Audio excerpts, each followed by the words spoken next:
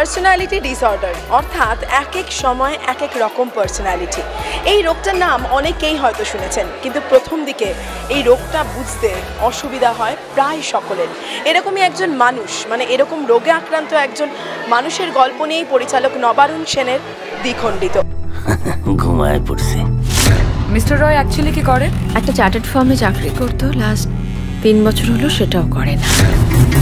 মুক্তি পেল এই ছবি এবং প্রিমিয়ারে চলে এসেছিলেন শাশ্বত চট্টোপাধ্যায়, কৌশিক কর, সায়নী ঘোষের মতো প্রত্যেক অভিনেতা অভিনেত্রীরা।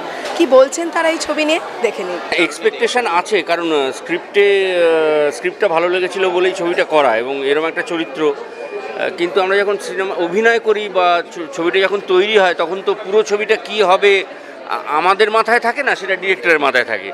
এবং ডিরেক্টর মাথা খুঁড়ে যে ব্যাপারটা তৈরি করেছেন সেটা আজকে দেখতে আসা। কাজে আমি সমানভাবে এক্সাইটেড আছি, দর্শকের মতো আমি একজন দর্শকের মতো এক্সাইটেড আছি।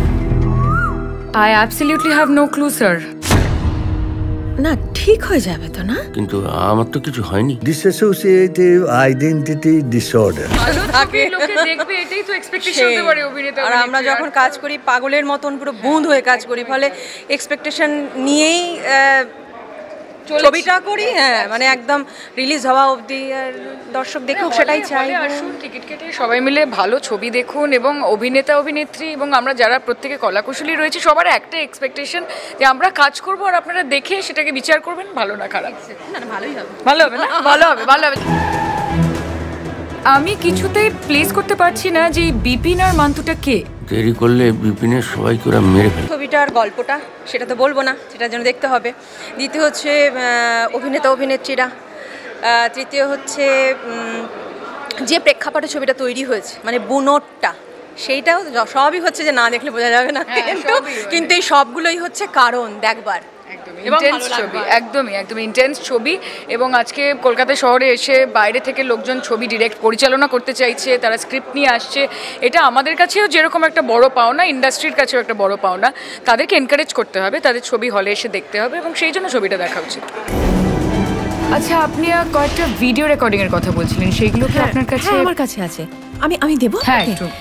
আশা করি ছবিটা সবার ভালো লাগবে, কারণ ছবিটা একটা খুব অচেনা রোগকে নিয়ে, কিন্তু গল্পটা অতটা কঠিন নয়। গল্পটা খুবই সহজ, একটা সুন্দর মোড়াকে গলা গল্প।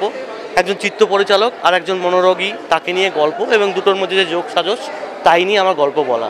এখানে একজন সাইকিয়াট্রিস্টের চরিত্র আছেন, সায়নী ঘোষ অভিনয় করছেন, আর মনোরোগী যিনি আছেন অপুদা, এবং চিত্র পরিচালকের ভূমিকা আছেন কৌশিক কর। আরেকটি গুরুত্বপূর্ণ চরিত্রে সৌমিত্র চট্টোপাধ্যায়, এবং অপুদার ওয়াইফের চরিত্রে আছেন অঞ্জনা বসু। আপনি কোনোদিন এদেরকে দেখেছেন? মানে দ্যাটস গ্রেট। তুমি ইমিডিয়েটলি ওই ভদ্রলোকের সঙ্গে যোগাযোগ করো। ছবি নিয়ে বলবো দ্বিখণ্ডিত এমন একটি ছবির এমন একটি গল্প, যে প্রত্যেকটা চরিত্র আমাদের নিজেদের গল্প, আমাদের নিজেদেরকে খুঁজে পাওয়া যায় চরিত্রগুলোর মধ্যে দিয়ে, এবং সেখান থেকে আমাদের যে জার্নিগুলো মানুষের সঙ্গে, সমাজের সঙ্গে, সেই জার্নিগুলো আমরা অনেক সময় নিজের মধ্যে থেকে দেখতে পাই না।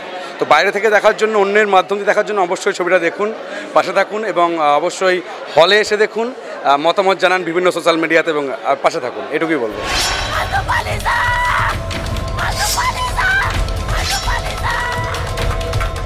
হ্যাঁ, আমার মনে হয় যে একসময় হয়তো একটা মানুষ একটা মানুষকে কেটে কেটে খাবে। হ্যাঁ।